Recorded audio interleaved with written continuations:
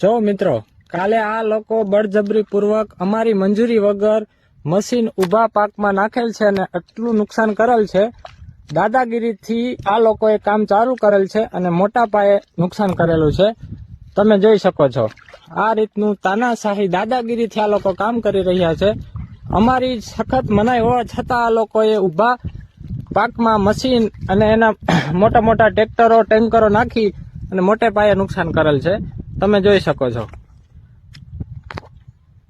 આ તમે જોઈ શકો છો, આ અમારી આજીવિકા છે. આ લોકોએ આના ઉપર ઓલું કર્યું છે અને એ લોકો એમ કે છે કે આમાં કઈ તમારું નુકસાન થયું નથી, આમાં કઈ અમારું બચ્યું જ નથી.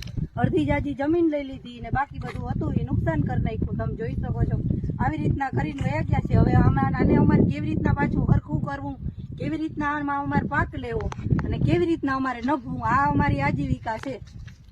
કોઈ જે મદદ કરે એવું છે કોઈ દ્વારકા જિલ્લાના કોઈ અધિકારી કે કલેક્ટર કે જે ખેડૂતની ગરીબ ખેડૂતની આ વેદના સમજી શકે? કેમ કે આ એક દિવસનું નથી, હરેક દિવસે આ જ પરિસ્થિતિ. ગમે એટલું આપણે ના પાડીએ, ગમે એટલું કરીએ તો એ લોકો તો છતાં બળજબરી પૂર્વક છે ને આ બધું કાર્ય કરે છે. અને અંત એમ શું કહે છે કે ખેડૂતને શેની નુકસાની છે? ખેડૂતને કઈ નુકસાની છે જ નહીં, એનું એને વળતર મારી જશે. પણ આ નુકસાની નથી. તમે લોકો જોઈ શકો છો કે આ નુકસાની શું નથી. અમે કોઈ અધિકારી સાંભળવા તૈયાર છે નહીં. તો અમને આમ જનતા, આમ પબ્લિક ને નમ્ર વિનંતી કે છે ને આ લોકોને તમે અમને સપોર્ટ કરો. કોઈ અધિકારી કે કોઈ લોકો અમને સપોર્ટ કરવા તૈયાર છે જ નહીં.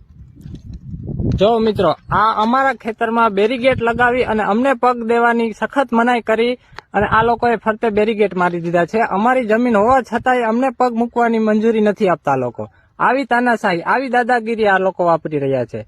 જય હિન્દ, જય ભારત.